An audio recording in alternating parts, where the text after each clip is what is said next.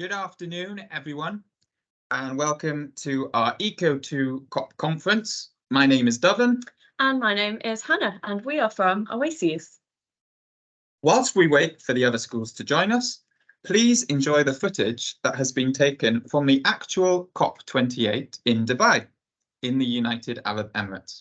We've popped some instructions in the chat on how to mute notification sounds. So that means that every time another school messages, you don't get an annoying ping sound. So if you follow that, you should be able to mute the notification sounds. We're also really excited to see all your questions and your comments throughout the conference, but don't worry if you don't see them straight away. We have a lot to publish, so we'll do that throughout the conference, so they'll come up. But don't worry, we are seeing them. And we'd love to know who's here at the conference. So please put your school name and the country where you are into the chat, and we'll read out the schools that are present. So we are based in County Durham in the UK, and we know we've got some schools from there. So we're really excited to see what schools from other places we have as joining us as well. So this morning we had schools from Egypt. Okay, so hello to Chester Street C.V. Primary in England and Jamnabai Narsi School in India. Hello to Boburn Primary School in County Durham. And Nettlesworth Primary School as well in County Durham. Hello to Chester Street Primary School. Crook Primary School as well, St John's Chapel Primary. Hello to Nehru World School in India. And Lumley Juniors as well from County Durham. It's great to have you all here. Hello to Mr. Smith's class at Catchgate Primary School. And Crook Primary School as well. Lovely. So we are going to begin the conference now. If you lose the feed at any point in time, please just hit the live button when you return so that you can join us in real time. The conference is being recorded, so don't worry if you miss anything. You can watch the conference back on YouTube.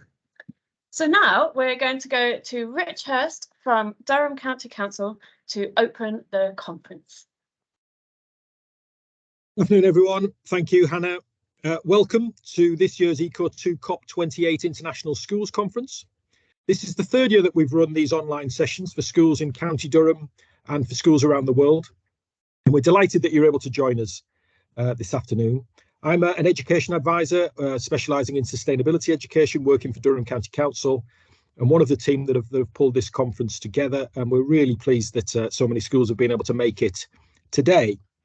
So these conferences have been organised by passionate people from three different organisations: Durham County Council, Oases, which are an independent outdoor and sustainability charity, and Durham University. And we all think that it's really important that young people and teachers from across the globe can learn from one another, that you can share your experiences of how climate change is affecting you, and most importantly, that you can learn what needs to be done to be able to limit the impacts of a changing planet and a changing climate. Now, this year, we're doing things slightly differently in that we're running this schools event at the same time as the actual COP28 is happening in Dubai, out in the United Arab Emirates. That started on the 30th of November, and it will run through until the 12th of December. But what this means for us is that for the first time, we're able to get a live feed from out there in Dubai. So one of our colleagues, Professor Chris Stokes from Durham University, will be talking to us live in a little moment to be able to answer some questions and things, and also to tell us about what's happening over there. He's there sharing his expertise regarding glaciers and ice sheets, and he's therefore talking to lots of different people, to delegates and policymakers, to be able to increase their understanding. And it's great that colleagues from Durham University are able to do that. And in addition, my colleagues from Oases will share information with you about energy and how we're using energy and how that's changing. And plus, you'll have the opportunity to speak to a panel of experts from Durham University and Durham County Council. So think about the questions that you might want to ask a little bit later on. Hannah and Dovan will explain how that's going to work. And also, we're going to want to ask you towards the end of the conference to actually pledge what you think you're going to be able to do in your schools, in your communities, and also perhaps how you might want to try and ask grown-ups, whether they be in your school or even in government, about what they should be doing to be able to combat climate change. So I'm delighted that so many of you have been able to make it today. Thank you very much for coming along. We hope you enjoy the conference. And now back to Hannah and Dovan to share the agenda.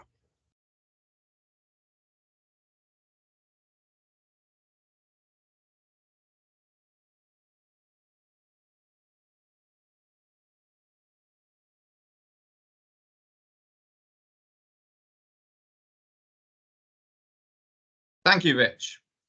We have schools from around the world joining us today. We know through the work that you've been sharing with us that you've experienced climate change in different ways. And this is because each country experiences different climate change impacts. So some places, like where we are in England, is getting more rainfall, which is causing flooding. And we know that Young Talent's #1 school in Poland also shared with us that Western and Southern Poland have experienced lots of flooding this year because there has been too much rain. But some places are getting hotter and drier conditions, which is causing wildfires. Zatsivi High School in Greece shared that their country is experiencing more and more wildfires because of the hotter extreme weather. Some places are experiencing drought, and drought is when you don't have any or very little rain for a period of time. And drought can last for days, months, or even years. Hassan Ban Fabet School in Egypt shared that their region is experiencing heat waves and record-breaking temperatures more often. And this drier and hotter weather is also increasing the number of sand and dust storms that they are seeing. You may have seen on the news that Cyclone Michon is currently bringing high wind and heavy rainfall to some parts of India. Tropical storms like this are becoming more common and more powerful because of climate change. In other areas, ice is melting and there is less snowfall due to warmer temperatures. Kasai Uti Bilingual Primary School in Hungary shared that they are having less snow during the winter because of these warmer temperatures. What impacts of climate change are happening in your country? Write them in the word cloud that should now pop up on your screen.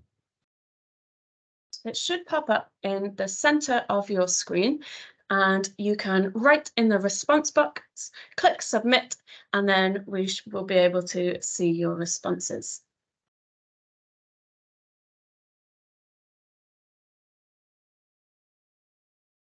So, for example, I've certainly seen some more intense storms here in the UK with higher levels of rainfall. So when I was travelling to work the other day, quite a lot of the roads were flooded and I was having to drive through some flooded parts. And we're seeing a lot of your answers coming in now. I can see one school said hurricane. Interesting. Snow, maybe that's something important to remember, even though overall the temperatures are warming, some areas will be getting more intense snowfall. Someone's answered that the land is eroding, and that's going to become a worse problem if we have more storms. Yeah, rain and heat as well. So that's true. Areas don't necessarily just get one climate change impact. Often they get lots of different impacts. We've got an answer saying the summer was much wetter than is normal. Interesting. And flooding, I can see a lot as well. Thunderstorms, true. So more intense and frequent storms. Okay, so thank you very much, everyone, for filling that in. We'll have some more polls further on into the conference.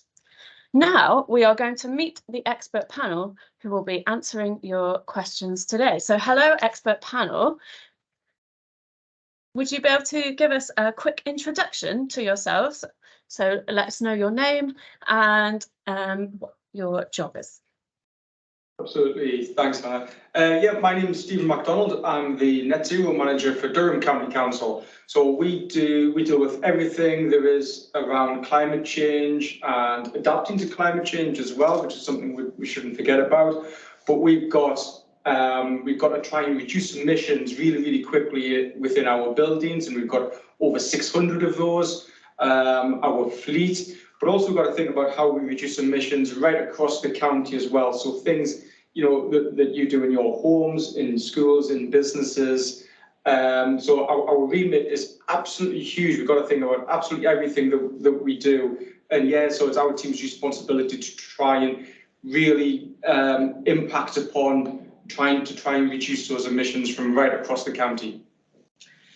Hi, I'm Anish. I'm a computer scientist. I'm working as assistant professor in Department of Computer Science here at Durham University. I work on programmable networks, smart city energy management, those sorts of things. So I use artificial intelligence and machine learning to make things smart and make things use optimal energy rather than more energy, which is always good. Yeah, that's about my research. Hi everyone, I'm Sophie and I'm an electrical engineer and I'm in the Department of Engineering here, and I research really large wind turbines and the generator technology in particular, but I know a bit about different types of renewables as well and how they operate.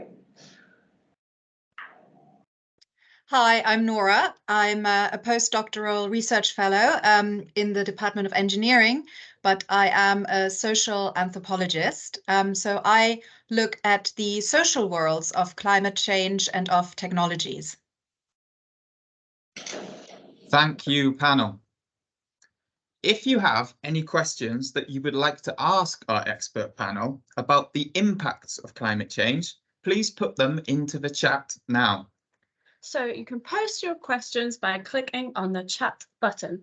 Please remember to add in the name of your school and your country so we know who is asking the question, and then we can read it out when we ask the expert panel your questions. So whilst your teacher writes your climate change questions in the chat, we will learn a little bit more about COP28. COP28 is currently taking place in Dubai in the UAE. To help us learn a little bit more, here's a short video. For over 30 years, the United Nations have been responding to the global threat of climate change by hosting conferences to agree shared goals between countries and assess progress towards them. These gatherings of leaders, policymakers, and experts are known as Conferences of the Parties, or COPs. In 1997, Kyoto hosted COP3, where leaders from 150 countries committed to reducing greenhouse gas emissions through the Kyoto Protocol, the first major international commitment to confront climate change. In 2015, Paris hosted COP21, where 196 countries signed the Paris Agreement, a legally binding international treaty. The agreement set specific targets intended to limit the increase in average global temperatures to well below 2 degrees Celsius above pre-industrial levels. We need to turn promises into projects, agreements into actions, and rhetoric into real results. And we need everyone involved, including you. Together, we can ensure a sustainable, thriving world for all. Join a world of actionism. COP28 UAE. Unite, act, deliver.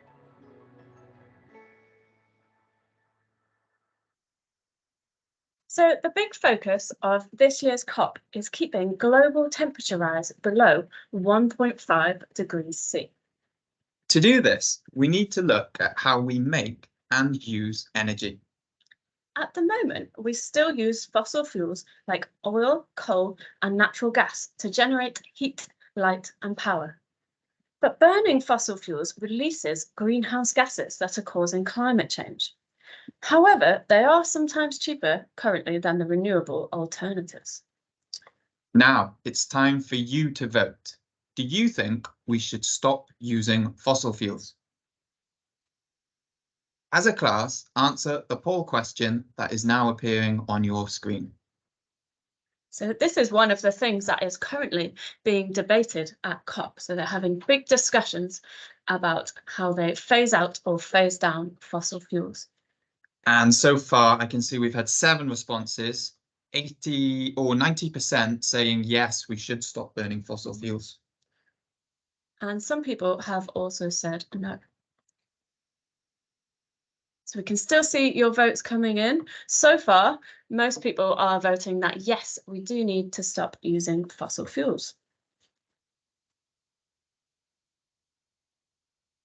I can see Nehru World School in India have said, yes, we should stop using them. Okay, so fantastic. Thank you so much all for voting in that poll. Now, many people, including scientists and world leaders, don't believe that those at COP are doing enough to stop climate change. Some people are very worried about the choice of president for this year's COP. The president for this year's COP, Sultan Al Jaber, is also the president of one of the world's largest fossil fuel companies. So unsurprisingly, he believes that we can keep using fossil fuels for energy, and he wants everyone to slowly phase down rather than phase out fossil fuels. What do you think? Should we stop using fossil fuels now or at some point in the future? Answer the question in the poll that is now appearing on your screen. So you'll have different choices in the poll. You can choose that you think we should stop using fossil fuels now, or in 2030, 2050, or never. I'm really interested to see your results. So far we've got some votes for now and 2030. Got a vote for 2050 as well.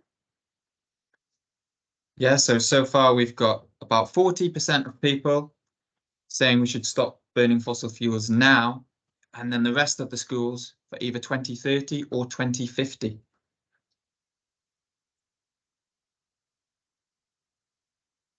Now, we're going to head over to our own correspondent, Professor Chris Stokes, who is actually in Dubai at COP28. Hello, Chris. Hi, everybody. Hi, Chris. Could you please explain to the children who you are and what you are doing at COP? Yes, so my name is Professor Chris Stokes, and I work in the Geography Department at Durham University. That's where I teach university students, but I also do research on glaciers in the mountains and also glaciers in Antarctica and in Greenland, and they're melting because of climate change, and they're causing sea level rise. So I'm here as one of the scientists who's trying to get the message across to the governments and the policymakers and the climate negotiators to really stress the urgency to limit warming to 1.5 degrees. And have you been to any other COPs, Chris? I have, yes. This is my second COP. I also went to COP27, which was in Sharm el Sheikh in Egypt this time last year. So this is my second COP. And we could see in the video at the start that there was lots and lots of different people at COP. Who have you seen or talked to at COP so far? Yeah, so there's over 100,000 people at this COP. So it's really, really busy. You might see behind me, there's lots of people walking around and sat down in discussions. And a few days ago when COP started, that's when a lot of the prime ministers and the presidents and the really important VIPs come along to COP, and they all give speeches and they tell you what they think about climate change and what ought to be done. And so that was quite an exciting time, because as you walked around, you saw prime ministers and presidents, and some of them even came to talk to the scientists, and also the next level down in government, which we sometimes call minister. So you might have a foreign minister or a minister of the environment. They also come and talk to the scientists so that you can really understand climate change, and then obviously take that into the negotiations with the other countries, who will then decide what they need to do about this problem. And what is the atmosphere like at this year's COP? Is it hopeful? Yeah, that's a really good point. So what happens in COP is that all the countries come prepared to say, this is what we want to do about climate change. And then some other country might say, well, we don't think that's enough, because we're doing all of this about climate change. We've taken all of this action. We're not using fossil fuels anymore. And other countries saying, well, we need to keep using fossil fuels until 2050 or 2060. So lots of the countries have to get together and they have to agree. And I would say at the moment there's been good news and there's been bad news, because there's been some really good news. Some decisions have already been taken by the countries. So, for example, they've agreed on a new fund. They've launched a new fund so that some of the richer countries will give money to some of the poorer countries to help them cope with the problems of climate change. They've also made some agreements about sustainable food production. So how can we create food for people that doesn't lead to greenhouse gas emissions? They've also, I think, over 100 countries have all agreed to treble their renewable energy production just in the next few years. So this is really, really good news. One of the things that's not been decided, and I think there'll be some really crucial negotiations around this, is what everybody decides to do about fossil fuels, and whether everybody can agree that we need to phase out fossil fuels. We need to stop using fossil fuels and transition to renewable energy. And that will be difficult for some countries. So I think that's something for everybody to keep an eye on over the next few days, is whether they can reach an agreement on that. And that will be really important if they can. Well, thank you so much, Chris. It's been fantastic to have you join us, and we wish you the best of luck with the rest of COP28. No problem. Thank you. So we are now going to ask your climate change impact questions to the panel. Hello again, expert panel. Hello. Hello. I'll begin. I've got a question here from Nehru World School in India. And their question for the panel in the room is, what is the evidence that shows that the climate is changing? Good question. I can start. I mean, the evidence has been collected now from the past 150 years plus. I mean, that's from direct temperature changes, from direct data that we have since the world started first recording temperature changes, and it shows on average that there's been a 1.5 degrees Celsius temperature change over the course of the past 150 years. Now that might not seem an awful lot in the grand scheme of things, but over 150 years, it's really, really significant. It's the biggest change that we've seen over these long time spans of time. You know, so it's having a real impact. So we've got awful lot of data in the past, over the past 150 years. But what we've also got as well is much more sort of research data from things like the scientists have got together things like ice cores and tree ring data, where they can estimate what the temperature was over 300,000 years ago. So we've got really good scientific data on what the temperature was like, a long time ago in the past to what it is now. And we can see that there's only one direction where the temperature is heading, and that's going up. And the vast majority of that change has been over the past 150 years since industrialization and the release, since we started burning more and more fossil fuels to turbocharge our industry. And that's the critical part. I don't know if anybody wants to add any more. I can go on to the next question. So we've got a question from Catchgate Primary in County Durham, and they have asked, how long have people been researching climate change? Because obviously we know about it now, but they want to know how long people have been researching.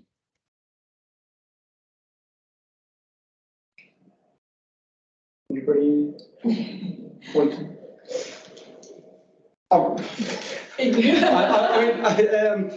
Well, I'm not a researcher, but yeah, I mean, it's been going on for a long time. There's been research done on climate change from the 19th century. So from the from 1880s, there's been people researching the impact of CO2 emissions on the climate. Now, they didn't put two and two together, but people even way back then, over 150 years ago, were concerned about the impact of all the smoke and all these emissions going up in the atmosphere, and people start to think, what is that doing to our Earth, to the weather system? So research has been going on for an awful long time. Maybe it wasn't until the 70s, until the 1970s, that people started to really take notice of and started to term the phrase the greenhouse effect and global warming and climate change, because they started to see real changes in weather patterns and started recording those temperature changes. They started to see that big difference in the graph. The graph was starting to go up like that in terms of temperature changes. So that's when people started to really take much more notice of what was happening with temperature and how that was impacting upon different areas of the Earth. Thank you for that, Stephen. And one small point to what he said is, in the last 20 or 30 years or so, because the computing power has gone too much, I mean, you can do some simulations of how it would impact in the future as well. So that has helped to evaluate what can be, what would be happening in the future. So that has also transformed how the people were doing research previously 60 years ago and how they're doing research now for climate change. A follow-up question from Jamnabai Narseh School is, obviously climate change will change the world for the worse in the long term, but will we experience any big changes soon? I think we're seeing changes absolutely now. We're seeing those changes now, and some of the questions that I can see in the chat coming up attest to that. You know, the cyclones that people are seeing in Chennai, the flooding that we've all experienced, certainly we've experienced in the last few weeks here in County Durham. It's about the number of these weather events that we're having and the intensity of the weather events that we're having. So we're seeing much more periods of storms, of heat waves, of drought. And so the fact we've always experienced these storms and we've always experienced these periods of drought, but we're having many more of them and they're getting worse. And that's the big change. So yeah, it's absolutely happening now. It is. And finally, I would add on to that. We also see it, for example, in our health and in the food that we eat. So, for example, a lot more people have respiratory diseases because of a lot of more pollution that is happening, but also the types of food we eat, what we can eat, what types of food are available in certain parts of the world, which is very unequal, who have very direct impacts literally on our bodies already today. Thank you. And our final question, are the governments from Burnside Primary, are the governments helping to solve climate change? It's a big question. Yeah. I suppose it depends on which governments. There's a lot of good work. To be fair, there's been a lot of good work done by lots of different governments on tackling climate change. There's a lot of good words being spoken, but it's not words that we need. It is direct action. You know, we've seen in the UK, we've seen lots more renewable energy technologies that have been installed. We've got very few coal-fired power stations. We've got some newer gas ones, but we've phased out coal, which is the most dirtiest of fossil fuels. You know, so and yet we've increased the wind turbines on offshore wind turbines massively over the past few years. So the electricity that we produce now is much better than it was before. But other governments are doing lots and lots as well. You know, everybody goes on about China, for example, being one of the opening lots and lots of coal-fired power stations, but they invest more in renewable energy than any other country in the world.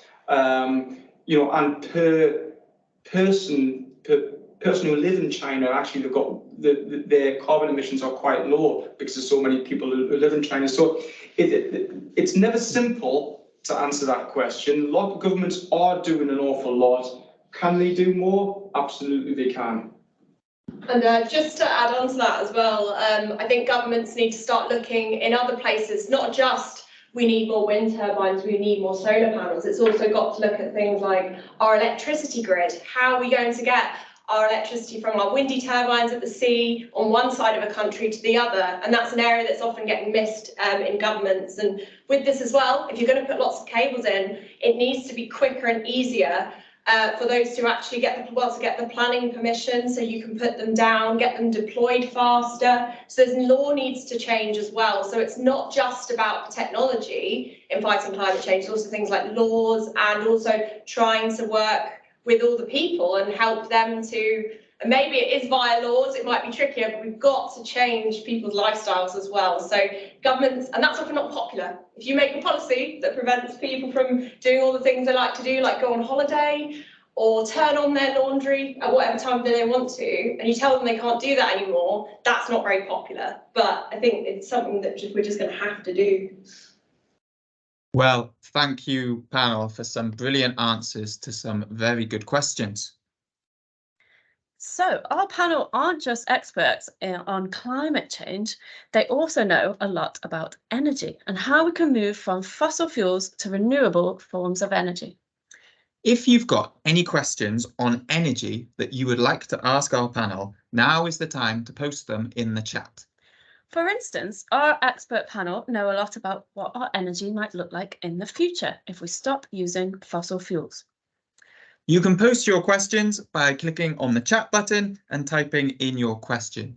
And please remember to add your school and the country you're in so we know who is asking the question. So whilst your teacher posts all your fantastic questions in the chat, let's find out more about potential energy solutions. How we produce energy is one of the most important things to tackle to prevent climate change from getting any worse. We need to stop burning fossil fuels and move towards cleaner energies like solar and wind that don't produce greenhouse gases. But the good news is there are lots of ways to make and store clean energy, and people around the world are always coming up with new solutions. So in Dubai, where COP28 is currently taking place, there are over 100 solar palm trees. Just like in this picture, solar palm trees are made up of lots of solar panels. As well as generating electricity from sunlight, they also provide Wi-Fi and shade from really hot temperatures. The London Underground transports millions of people around London each year. The trains travel through underground tunnels, and as the trains speed up and brake, they produce heat. Heat is also produced as people get on and off the trains. Some of this heat can be used to warm up water, and we can use this heated water to heat homes and buildings. One of my favourite energy dance floors are a really fun way to make electricity. As dancers move around the dance floor, they step or jump on special tiles. And these special tiles make electricity from the dancers' steps and jumps. And some bands, such as Coldplay, have started to use them at their concerts. So as fans jump up and down to their music, electricity is produced to power Coldplay's lights, microphones and speakers. Sometimes, if the conditions are right, we produce more electricity or energy than we need to use at any one time. For example, if it's a really windy day and all of the wind turbines are spinning, more electricity is made than we can use. Instead of wasting this electricity, we can store it until we are ready to use it. And at other times, we need electricity, but we can't make it. So, for example, maybe there is very low wind levels that day, or at night, solar panels can't make electricity because there is no sunlight. So we need to have a store of energy that we can use in case we can't make it. So in the picture currently on the slide, you can see an old mine tunnel that can be used to store energy. The extra energy is used to lift a heavy weight to the top of the tunnel. When this energy is needed, the weight is dropped and the movement of the weight down the tunnel produces energy. This energy can be converted into electricity, which can be used to power homes and other buildings. And similarly, reservoirs, which are large man-made lakes, can also be used to store energy. The extra energy is used to pump water up to the top reservoir. And then when this energy is needed, a door opens and the water is released, and it flows downhill to the bottom reservoir. As it flows between the top and the bottom, it passes through a turbine, and it makes the turbine spin. So the more water, the faster the turbines spin and the more electricity they make. Now, the great thing about all of these different ways of creating energy we've talked about is that they don't produce the greenhouse gases that are causing the climate to change.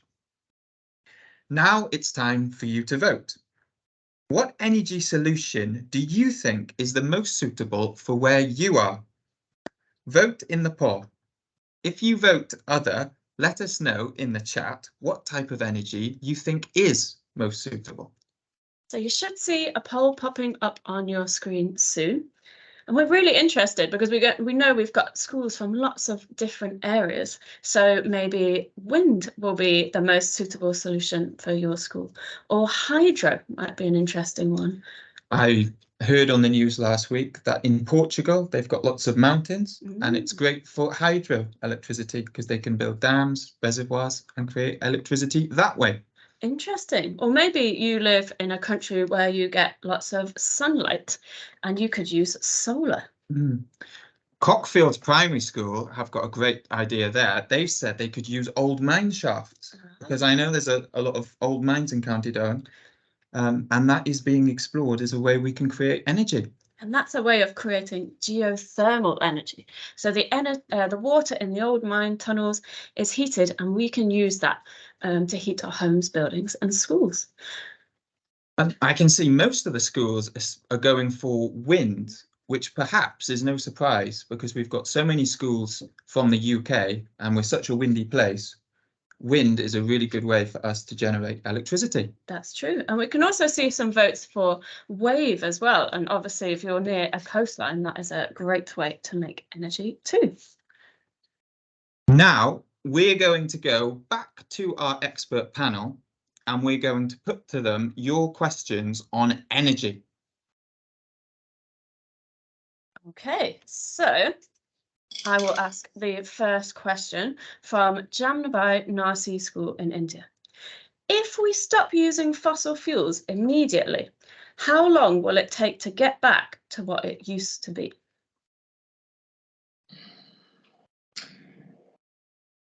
Yeah, it's some great questions.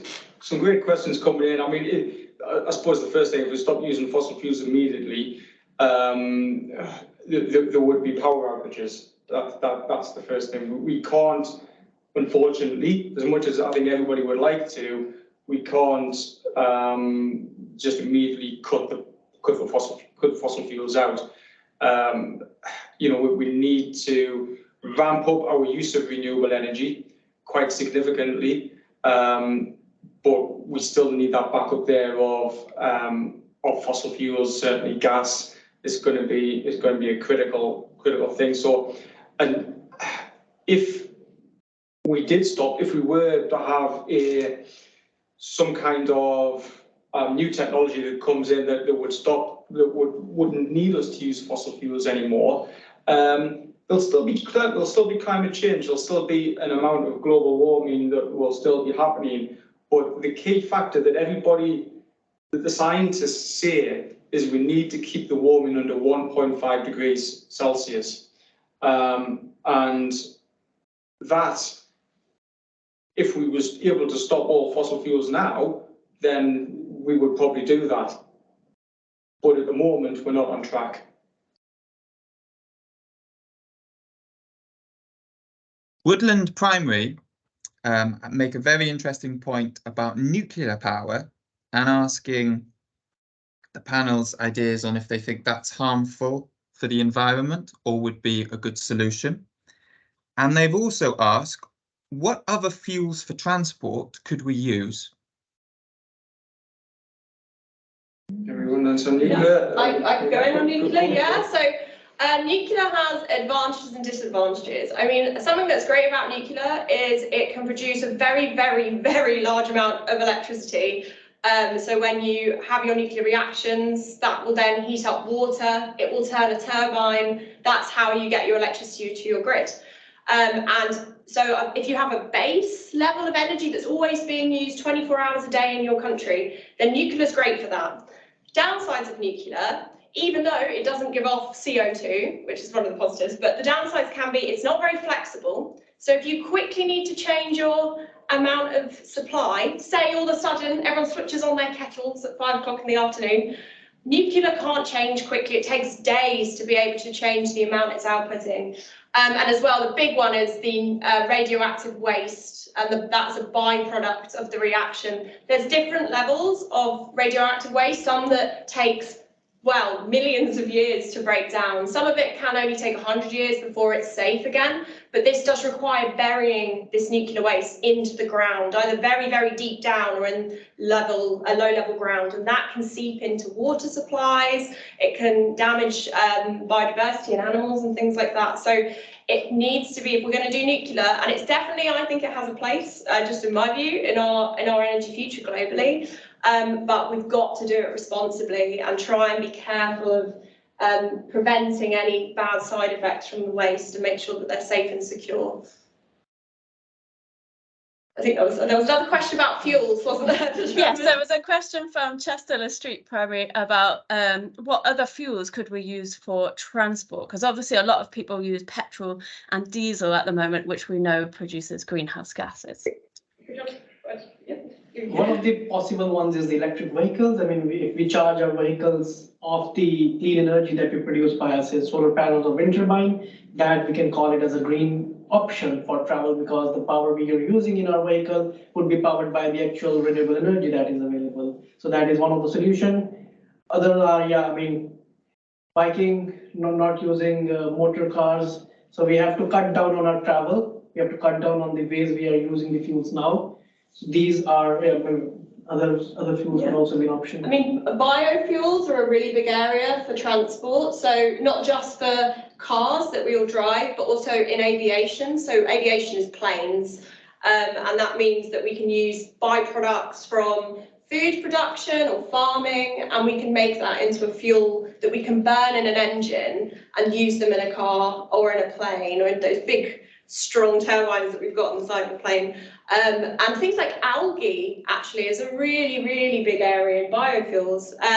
So that's quite a great thing to use, algae, because it contains a lot of carbon dioxide and it's got what we call a short carbon cycle. So we can keep building more algae and putting it into certain lakes and things like that, and we can keep replenishing it, and it's absorbing and capturing carbon from the atmosphere, and that might help us to actually go back on the amount of carbon we've got. We can try and absorb it more on our Earth, and algae could be a solution for all of that.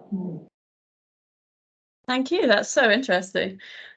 We have a question from Crook Primary, and I know a lot of the children are thinking about maybe what they would like to do in the future. And they've asked, is it worth thinking about a career involving green technology? Yes. Yes.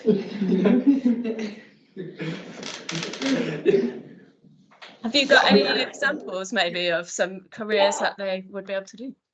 Yeah, I mean, absolutely. I mean, we are crying out for people to get involved in green technologies, whatever that may be, whether it's scientists, it's engineers.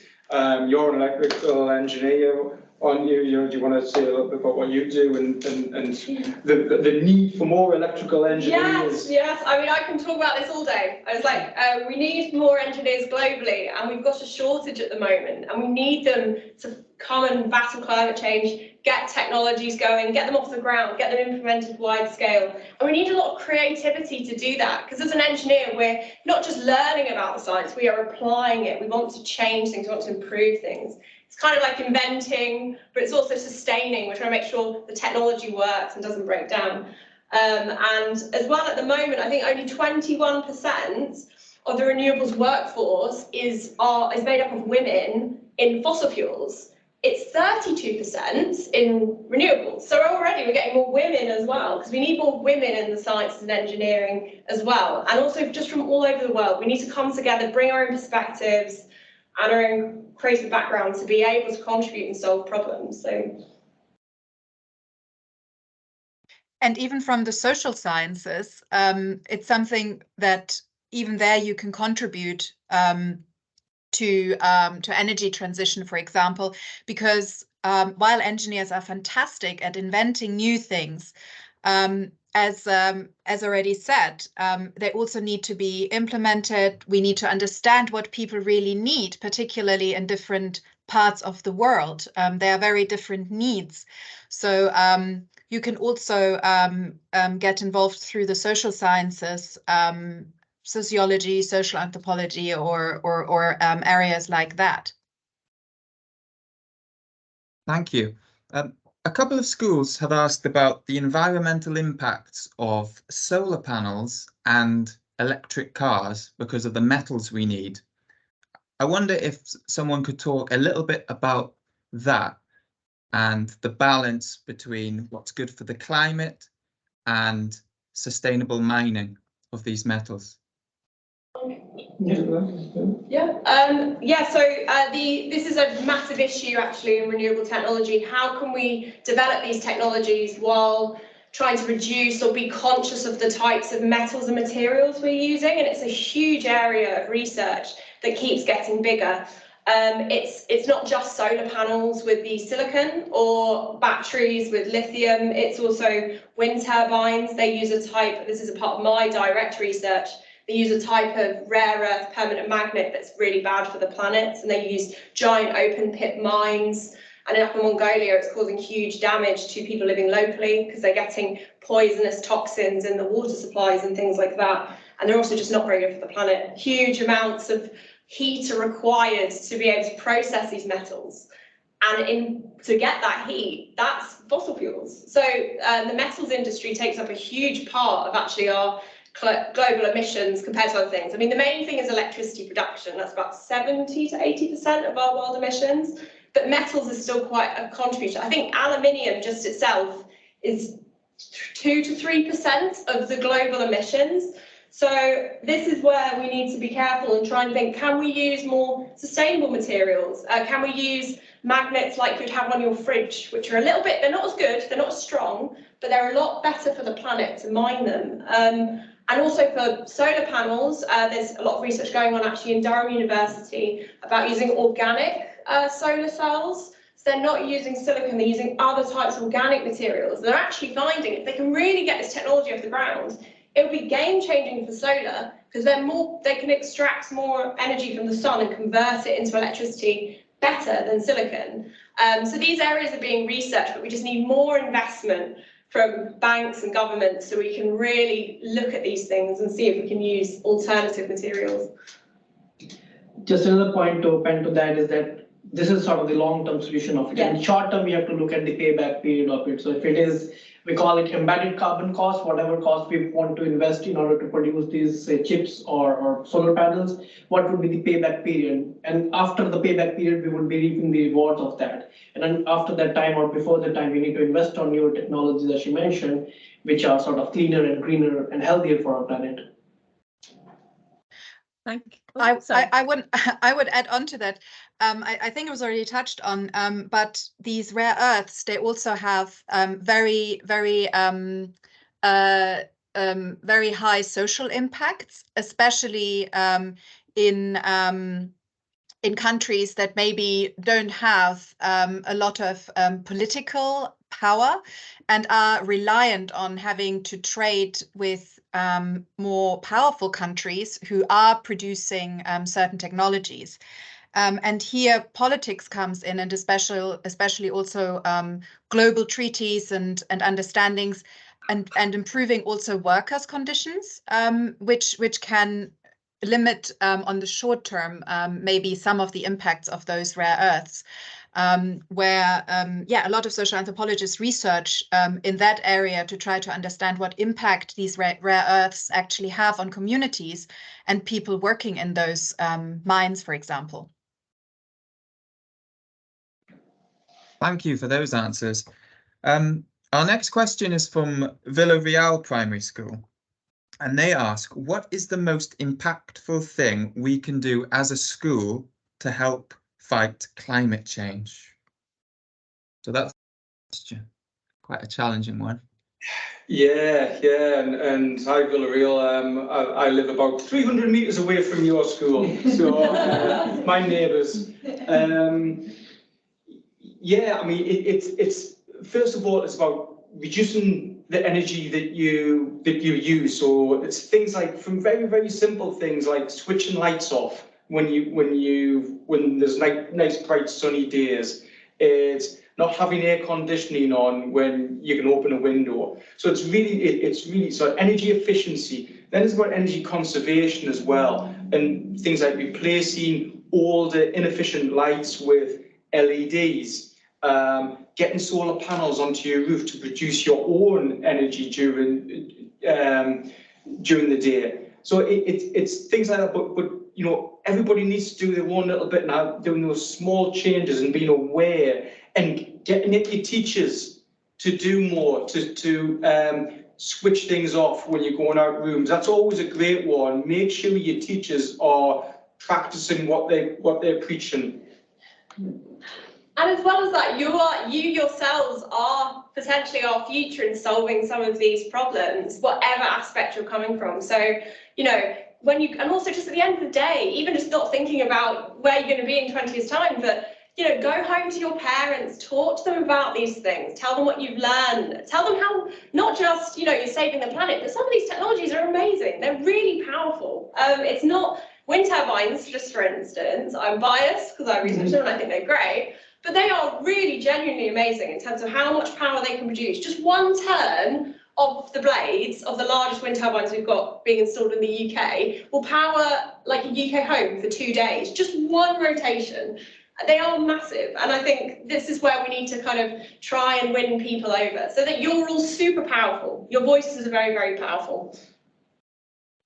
Oh, thank you so much, panel. That's been absolutely fantastic. And thank you to all your schools as well for your questions. If your question didn't get answered this afternoon, don't worry, we will find a way to answer it and we'll pop that up onto our ECO2 Smart Schools website. And as we've been hearing, there is a lot of hope in the fight against climate change. People around the world are taking action, including children and schools. And seeing what you've been up to during the 3 lessons and today's conference as well has been really inspirational to me. So I think we should all make a pledge of one action we are going to take against climate change. So last year at our COP27 ECO2 climate conference, I pledged to cycle more instead of taking the car, which I have managed to do for short journeys, but I haven't been able to do for longer journeys. So this year, I pledged to take more public transport like a train or a bus for my longer journeys. And I pledge to use my voice to put more pressure on those in positions of power to help make decisions that are going to help the climate. Fantastic. So we have been delighted to see all the work that you have been doing in your schools.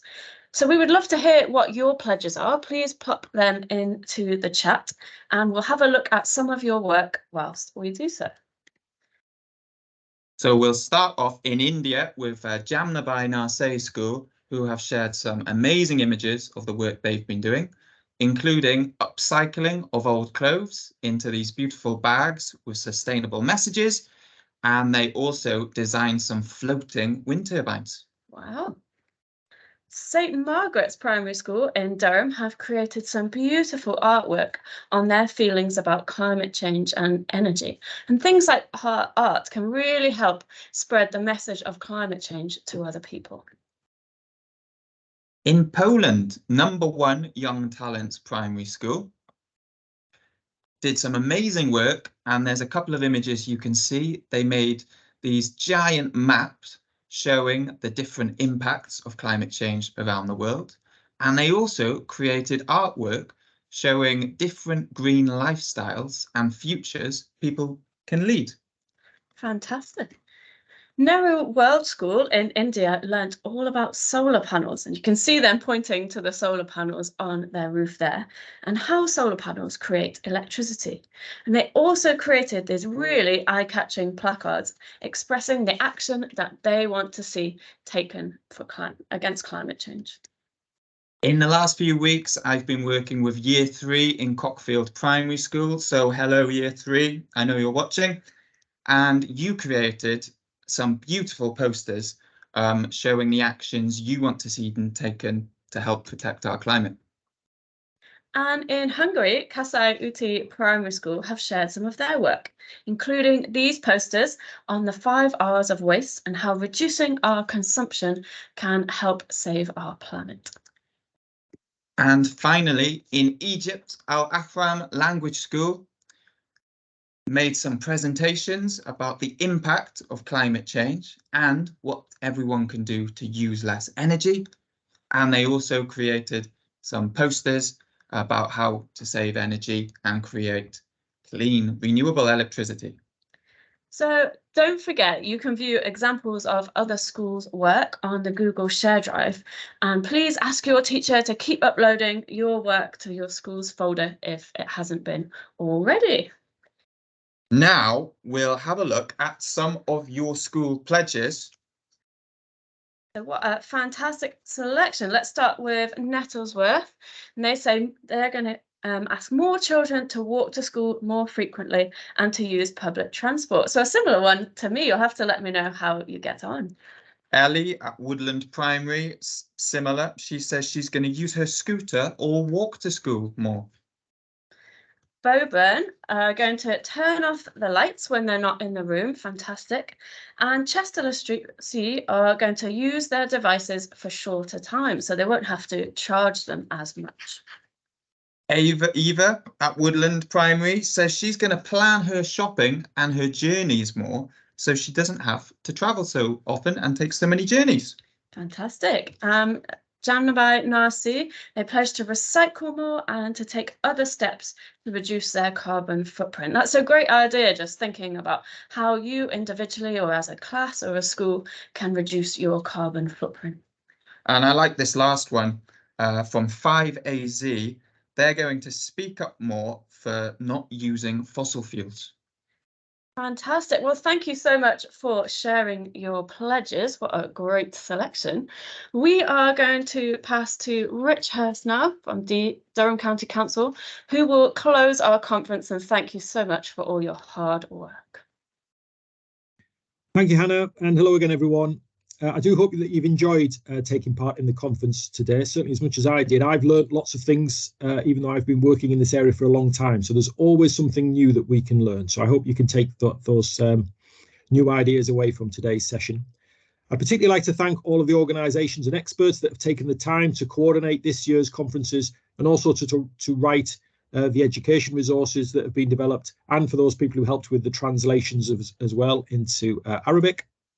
Particularly, I'd like to thank you in the schools who've taken the time to get involved, who've developed and used the resources in your own classrooms. And particularly, as Hannah said, if you can share those with us through the Google Drive, that would be fantastic, because we love to see what you've been doing. Remember that if you've missed any of the conference today, you'll be able to watch it back again on the OASI's YouTube channel, but just give us a couple of days to be able to make that happen. So we hope that you've enjoyed learning about climate change. And we also hope that you'd be keen to take part in future ECO2 Smart Schools events. So look out for those.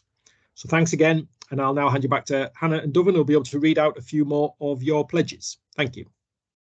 Thank you, Rich. So we've got a couple more pledges that have come in. So from Nerrill World School, they want to save electricity and reduce the use of plastic and other materials, so lots of energy isn't always needed to make new things. And St. John's Chapel want to make sure their electric items are turned off. I've got a pledge here from Noyonika Bose Sengupta saying they will help make solar cookers from old boxes to help their school to go green. A message from Ramshaw Primary saying they're going to ensure all of the lights are turned off when they're not being used, and they're going to recycle in their classroom, or keep recycling in their classroom. What a fantastic load of pledges. Fantastic. So thank you everyone for coming to the ECO2 COP28 climate conference. We have been so inspired to hear what everyone's been doing. We wish you the best of luck with all of your pledges of action. And if you do take action, let us know by emailing eco2smartschools@oases.org.uk. And remember, if your question hasn't been answered today, to check the ECO2 Smart Schools website for answers to all of your questions. And remember to hashtag ECO2 COP28 if you share any of your pledges or action on social media. So thank you, And goodbye.